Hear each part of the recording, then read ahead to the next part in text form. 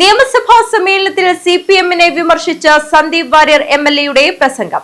കഴിഞ്ഞ 10 വർഷക്കാലം പറയുന്ന നയം ഒന്നും നടപ്പിലാക്കുന്ന നയം മറ്റൊന്നുമായിരുന്നു. ഇതാണ് തെരഞ്ഞെടുപ്പിൽ സിപിഎം തോൽക്കുവാൻ ഇടയാക്കിയതെന്നും സന്ദീപ് വാര്യർ പറഞ്ഞു. ശ്രീ സന്ദീപ് വാര്യർ 6 മിനിറ്റ്. ബഹുമാനപ്പെട്ട ഗവർണർ നടത്തിയിട്ടുള്ള UDF സർക്കാരിൻ്റെ നയപ്രഖ്യാപന പ്രസംഗത്തെ പിന്തുണച്ചും ആ നയപ്രഖ്യാപന പ്രസംഗത്തെ പിന്തുണച്ച് ശ്രീ വിൻസെൻ്റ് MLA അവതരിപ്പിച്ച പ്രമേയത്തെ അനുകൂലിച്ചും ഞാനിവിടെ സംസാരിക്കുകയാണ്. സർ, ഞാൻ ആദ്യമായി എന്നെ തിരഞ്ഞെടുത്ത് ഈ നിയമസഭയിലേക്ക് അയച്ച തൃക്കരിപ്പൂരിലെ ജനങ്ങളോടുള്ള എൻ്റെ അഗൈതവുമായിട്ടുള്ള നന്ദി രേഖപ്പെടുത്താൻ ഈ അവസരം ഉപയോഗിക്കുകയാണ്. സഖാവ് EMS മുതൽ സഖാവ് EK നായനാർ വരെയുള്ള ഒട്ടേറെ ശീർഷരായിട്ടുള്ള കമ്മ്യൂണിസ്റ്റ് നേതാക്കൾ വിജയിച്ചു പോന്നിട്ടുള്ള, ചരിത്രത്തിൽ ഇന്നേ വരെ ഇടതുപക്ഷ ജനാധിപത്യ മുന്നണി മാത്രം വിജയിച്ചു പോന്ന ഒരു നിയോജകമണ്ഡലത്തിൽ നിന്ന് ചരിത്രത്തിൽ ആദ്യമായി UDFൻ്റെ ഒരു MLA ആയി നിയമസഭയ്ക്കകത്തേക്ക് പ്രവേശിക്കാൻ സാധിച്ചതിലുള്ള അതിയായ സന്തോഷം രേഖപ്പെടുത്താൻ ഞാൻ ആഗ്രഹിക്കുകയാണ്. അതോടൊപ്പം ഇന്ത്യൻ നാഷണൽ കോൺഗ്രസിൻ്റെ ഭാഗമായി കഴിഞ്ഞ 2 വർഷക്കാലമായി പ്രവർത്തിച്ചു കൊണ്ടിരിക്കുന്ന എനിക്ക് ഞാനൊരു ക്രിസ്റ്റൽ ക്ലിയർ ആണെന്ന് സർട്ടിഫിക്കറ്റ് നൽകി എന്നെ ഈ പാർട്ടിയിലേക്ക് പറഞ്ഞയച്ച CPMൻ്റെ സമുന്നതരായിട്ടുള്ള നേതാക്കൾക്കും എൻ്റെ നന്ദി രേഖപ്പെടുത്താൻ ഞാൻ ഈ അവസരം ഉപയോഗിക്കുകയാണ്. CPMൻ്റെ 5500 ബ്രാഞ്ച് കമ്മിറ്റികളിൽ എന്തുകൊണ്ടാണ് തൃക്കരിപ്പൂർ തോറ്റത് എന്ന് സംബന്ധിച്ച് ചർച്ച നടക്കുന്നതായിട്ട് അറിയാൻ സാധിച്ചു. വല്ലാതെ ചർച്ച നടത്തി വിഷമിക്കേണ്ട കാര്യമൊന്നുമില്ല. കഴിഞ്ഞ 10 വർഷക്കാലത്തെ ഭരണത്തിൻ്റെ മികവ് തന്നെയാണ് തൃക്കരിപ്പൂര് പോലെയുള്ളൊരു മണ്ഡലം പോലും നിങ്ങൾക്ക് നഷ്ടപ്പെടാൻ ഇടയാക്കിയത് എന്ന തിരിച്ചറിവാണ് നിങ്ങൾക്ക് വേണ്ടത്. എന്തുകൊണ്ട് തോറ്റു എന്ന് സംബന്ധിച്ച് ചോദിക്കുന്ന സമയത്ത് നിങ്ങൾ കഴിഞ്ഞ തവണ നൽകിയത് കൂടുതലും വാഗ്ദാനങ്ങളായിരുന്നു എന്ന തിരിച്ചറിവുണ്ടായിരിക്കണം. സർ, എന്താണ് നയപ്രഖ്യാപനം? നയപ്രഖ്യാപനം എന്നത് ഒരു സർക്കാരിൻ്റെ മുന്നോട്ടുള്ള പോക്കിനെ സംബന്ധിച്ച ദിശാബോധം നൽകുന്ന ഒരു പ്രഖ്യാപനമാണ്. പക്ഷേ കഴിഞ്ഞ 10 വർഷക്കാലം പരിശോധിക്കുമ്പോൾ കേരളത്തിലുണ്ടായിരുന്ന എന്താണ്? നയപ്രഖ്യാപനങ്ങൾക്കപ്പുറം ഒരു പോളിസി പാരാലിസ് ആയിരുന്നു, നയവൈകല്യമായിരുന്നു. പ്രഖ്യാപിക്കുന്നതൊന്നും നടപ്പാക്കുന്നത് വേറൊന്നുമായിരുന്നു. കഴിഞ്ഞ 10 വർഷക്കാലം ഇവരുടെ നയങ്ങൾ എന്തൊക്കെയായിരുന്നു? സിൽവർ ലൈനുമായി ബന്ധപ്പെട്ട് ഇവരുടെ നയം ഉണ്ടായിരുന്നു. അവർ ആ പദ്ധതി നടപ്പാക്കുമെന്ന് കൊട്ടിഘോഷിച്ചു. പക്ഷേ ഒരു ജനങ്ങളിൽ നിന്ന് വലിയ തോതിൽ എതിർപ്പ് നേരിട്ടപ്പോൾ അതിൽ നിന്ന് പിന്മാറേണ്ടി വന്നു. അതോടൊപ്പം കഴിഞ്ഞ തവണത്തെ മദ്യനയം എന്തായിരുന്നു? കേരളത്തിലെ പ്രശസ്തയായിട്ടുള്ള ഒരു സിനിമാ നടി വന്ന് അന്തരിച്ചുപോയി, ഞാൻ ഏറെ ബഹുമാനിക്കുന്നവരാണ്, അവർ വന്ന് UDF സർക്കാരിനെ വലിയ തോതിൽ വിമർശിച്ചിരുന്നു.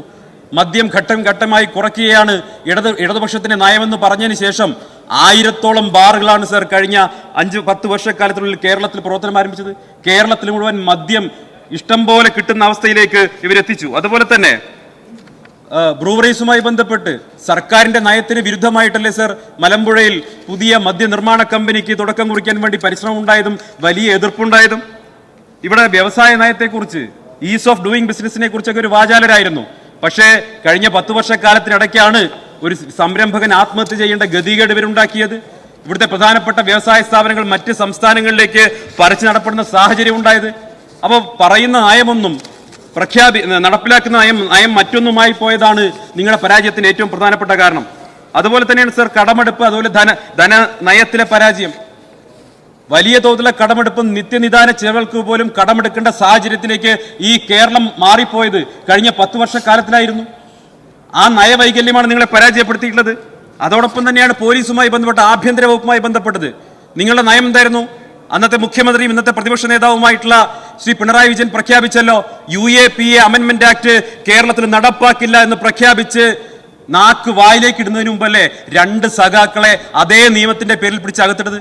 അക്കാലത്ത് ഞാനും ഗോവിന്ദൻ മാഷും ഒരു ചാനൽ ചർച്ചയിൽ പങ്കെടുത്ത് ഞാൻ ഗോവിന്ദൻ മാഷ് ചോദിച്ചു, അല്ല മാഷേ, നിങ്ങൾ ഈ നരേന്ദ്രമോദി സർക്കാരിന്റെ UAPA അമെൻമെന്റ് ആക്ട് ഇവിടെ നടപ്പാക്കില്ല എന്ന് പറഞ്ഞിട്ട് എങ്ങനെ നടപ്പാക്കി എന്ന് വെച്ചാൽ മൂപ്പർ എന്നോട് പറഞ്ഞു, അത് ഈ ഭരണവും ഭരണകൂടവും വ്യത്യസ്തമാണെന്ന് പറഞ്ഞു. എനിക്കിതുവരെ തിരിഞ്ഞിട്ടില്ല എന്നാണ്. അത് അവരുടെ പാർട്ടിക്കാർ കൂടി തിരിയാത്തത് കൊണ്ടാണ് ഇത്തവണ തളിപ്പറമ്പിലടക്കം അവർക്ക് തോൽക്കേണ്ടി വന്നത് എന്ന് പറയാൻ ഞാൻ ആഗ്രഹിക്കുകയാണ്. ഇവിടെ മതവർഗീയതയ്ക്കെതിരെയുള്ള വിധി കൂടിയാണ് സർ വന്നിട്ടുള്ളത്. കടുത്ത വർഗീയ പ്രചരണം ഞാൻ മത്സരിക്കുന്ന സ്ഥലത്തടക്കം നടത്തി. എന്താ പറഞ്ഞത്? ന്യൂനപക്ഷ ഏകീകരണം ഉണ്ടായി, മുസ്ലിം ഏകീകരണം ഉണ്ടായി എന്നാ പറഞ്ഞത്. സർ, ഞാൻ തോൽപ്പിച്ച സ്ഥാനാർത്ഥിയുടെ പേര് VPP മുസ്തഫ എന്നാണ്. അവിടുത്തെ മുസ്ലിം കമ്മ്യൂണിറ്റി സന്ദീപ് വാര്യർ കോട്ട് ചെയ്തിട്ടുണ്ടെങ്കിൽ അതെങ്ങനെയാണ് സർ മതവർഗീയതയാവുന്നത്? എന്റെ പ്രിയ സുഹൃത്ത് ജോയ് ഇവിടെ ഇരിക്കുന്നുണ്ട്. അദ്ദേഹത്തിന്റെ സമുദായം തവനൂർ മണ്ഡലത്തിൽ എത്രയാ ഉള്ളത്? മലപ്പുറം ജില്ലയെ വർഗീയവാദികളുടെ ജില്ല എന്ന് വിളിച്ചതാരാണ്? നിങ്ങളല്ലേ മലപ്പുറം ജില്ലയെ ഇതുപോലെ ആക്ഷേപിച്ചത്? അവിടെ ജോയി എങ്ങനെ ജയിച്ചു?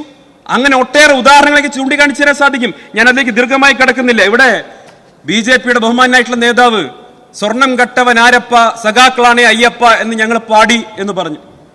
ഞാൻ അദ്ദേഹത്തോട് ചോദിക്കാൻ ആഗ്രഹിക്കുകയാണ്. എനിക്ക് അങ്ങയോട് എല്ലാ ബഹുമാനവും ഉണ്ട്. അവിടെ 3 അംഗങ്ങൾ BJPയുടെ ഇരിക്കുന്നുണ്ട്. ഇവിടെ സ്വർണ്ണക്കൊള്ള നടന്ന കാലഘട്ടത്തിൽ നിങ്ങൾ മൗനത്തിന്റെ വാൽമീകത്തിൽ ഒളിച്ചിരിക്കുകയായിരുന്നില്ലേ? 10 ദിവസം ആ സ്വർണ്ണക്കള്ളക്കെതിരെ പ്രതിഷേധത്തിന്റെ പേരിൽ ജയിലിൽ കിടന്നിട്ടാണ് UDFന്റെ അംഗമായിട്ട് ഞാൻ ഈ നിയമസഭയിൽ എത്തിയിട്ടുള്ളത്. നിങ്ങൾ എവിടെയായിരുന്നു? കോൺഗ്രസിന് നേട്ടമുണ്ടാകും എന്ന് വിലയിരുത്തി സ്വർണ്ണക്കൊള്ളക്കെതിരെ വായ തുറക്കാൻ പോലും BJP തയ്യാറായില്ല. നിങ്ങൾ മനസ്സിലാക്കണം. എന്റെ കയ്യിലുള്ളത് 2019 BJPയുടെ പ്രകടന പത്രികയാണ്, സങ്കല്പ് പത്ര. അവിടെ ഇരിക്കുന്ന BJP അംഗങ്ങൾക്ക് പലർക്കും അറിയുന്ന കാര്യമാണ്. അതിൽ ശബരിമലയെ കുറിച്ച് പറയുന്നുണ്ട്. We will endeavor to secure constitutional protection on issues related to faith and belief എന്ന് ശബരിമലയെ കുറിച്ച് 36-ാം പേജിൽ പറയുന്നു. 2019 പത്തനംതിട്ടയിൽ വന്ന് ബഹുമാനപ്പെട്ട പ്രധാനമന്ത്രി ഗുജറാത്തിയിൽ സ്വാമിയെ ശരണമയ്യപ്പ എന്ന് വിളിച്ചു പോയതല്ലാതെ ഞാൻ ചോദിക്കട്ടെ, എന്തേ നിങ്ങൾ ഭരണഘടനയിൽ പരിഷ്കാരം കൊണ്ടുവന്ന് ശബരിമലയെ സംരക്ഷിക്കാൻ ശ്രമിച്ചില്ല? എന്നോട് അതിന്റെ ന്യായീകരണം പറയണ്ട. നിങ്ങൾ ബഹുമാനായിട്ടുള്ള NSS ജനറൽ സെക്രട്ടറി ഒന്ന് ബോധ്യപ്പെടുത്താൻ മതി.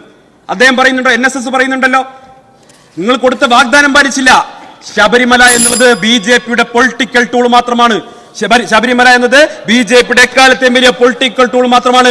നിങ്ങൾക്ക് അയ്യപ്പനിലോ ശബരിമലയിലോ ഒരു വിശ്വാസമില്ല. സർ, ഒരു കാര്യം കൂടി പറയാൻ ആഗ്രഹിക്കുകയാണ്. ഇവിടെ ബഹുമാനപ്പെട്ട CPMന്റെ അംഗങ്ങൾ ഇന്നെന്തോ ഡീലാണെന്ന് പറഞ്ഞു.